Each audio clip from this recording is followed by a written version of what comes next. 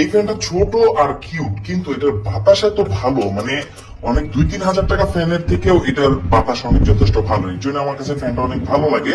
আবার এটাতে type C port দেওয়া আছে বিধায় এটা দ্রুত চার্জ হয়ে যায়। ছোট একটা ব্যাটারি আছে এটাতে ঠিক, তাও কিন্তু এটা 3 ঘন্টার মতো ব্যাকআপ দেয়। সো এটা খুবই ভালো একটা ব্যাকআপ।